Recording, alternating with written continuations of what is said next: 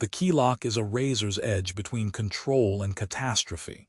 In sport grappling, it's been neutered. In the shadows, there are variations that can end a fight or a career. This is the dark arts of keylock. Before you master the dark arts, you must understand the target. The shoulder joint, the glenohumeral joint, is a ball-end socket built for mobility, not stability. Its primary stabilizers are the rotator cuff muscles and the labrum, a ring of cartilage that deepens the socket. A standard keylock like the Kimura or Americana applies rotational torque to the shoulder, stressing the subscapularis tendon and the anterior capsule. In competition, referees stop the match when the elbow reaches a 90-degree angle or when the shoulder's rotation exceeds safe limits. But the dark arts bypass these safeguards. They target the posterior capsule, the labrum, and the brachial plexus, structures that once damaged may never fully heal. You need to know exactly where these structures lie and how force transmits through them.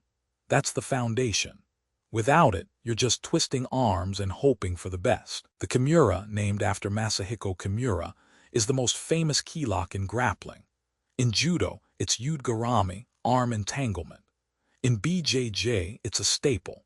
But the competition Kimura is a watered-down version of what Kimura used to break Helio Gracie's arm in 1951. The original involved a hooking grip that locked elbow and shoulder into a single lever, then rotated past the point of ligament failure. The dark art variant, the reverse Kimura, targets the posterior shoulder capsule. Instead of rotating the arm inward, you drive the opponent's arm upward and backward, creating a vector that hyperextends the posterior ligaments. This technique is banned in IB, AG, and every major no-gi organization because it can cause irreparable labral tearing within seconds. The victim often feels no pain until the shoulder gives way with a sickening pop. You must apply this with control and intent, understanding the damage it can inflict. The Americana, also known as the figure 4 arm lock or paintbrush, is a staple from side control or mount. You isolate one arm, bend the elbow to 90 degrees, and rotate the shoulder outward. In competition, the submission is called when the hand touches the mat or the elbow passes the midline. But the stacked Americana is different. You drive the opponent's shoulder into the mat while applying upward pressure on the elbow, creating a combination of shoulder torque and neck compression. This technique has been implicated in brachial plexus stretch injuries and even vertebral artery dissections. The nerve damage can leave a limp arm and chronic pain for life. In sport, referees stop the match if the head is forced into a vulnerable position. In a real-world scenario, you can apply this with impunity. You need to know how to apply it safely in training and how to recognize when to let go. Control is everything. The omoplata is a triangular shoulder lock, but the inverted variant is a different beast. You execute it from a reverse de la riva guard or deep half guard. You trap the opponent's arm with your legs, then use your body weight to torque the shoulder into maximum vulnerability. The key is the angle of the lever. Instead of pulling the arm downward, you drive it upward and across, using the opponent's own torso as a fulcrum. The result is a submission that feels like the shoulder is being torn from the socket.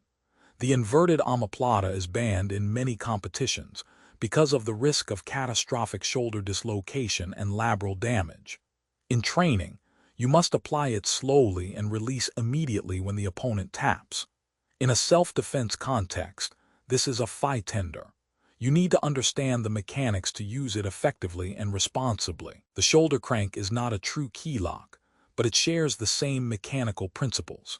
Instead of isolating the elbow, you target the shoulder joint directly, using a figure 4 grip to compress the glenohumeral joint while simultaneously rotating the arm. The most infamous variant is the crucifix shoulder crank, performed from the back mount. You thread one arm under the opponent's armpit, lock your hands around their head, and then drive your shoulder into the mat. This technique is so dangerous that it is banned in virtually every grappling organization. It can cause severe damage to the rotator cuff, the labrum, and even the cervical spine. The force is immense, and the opponent has little defense once you secure the position. You must practice this with a trusted partner and never apply full force. Understand the mechanics, respect the danger, and use it only in the most serious situations. The dark arts of Keylock are not modern inventions. They trace their origins to the battlefields of feudal Japan, where samurai used joint locks to disarm and incapacitate armored opponents. The kote-gishi, wrist twist, and hiji-gishi, elbow twist, were designed to break the joints of an enemy's sword arm, rendering them helpless. These techniques were later codified in the Kodokan Judo syllabus by Jigoro Kano, who recognized their value but also their danger. Kano introduced kansetsu waza, joint locking techniques, but restricted them to the elbow in competition. The shoulder, wrist, and spine were deemed too vulnerable. This historical context matters because it shows that the ban on these techniques is not about weakness. It's about preserving the longevity of practitioners. You are learning a lineage that has been deliberately controlled. Respect that. These techniques exist for real-world application, not sport. Train them with discipline, respect their power, and you'll be prepared for what competition rules cannot prepare you for.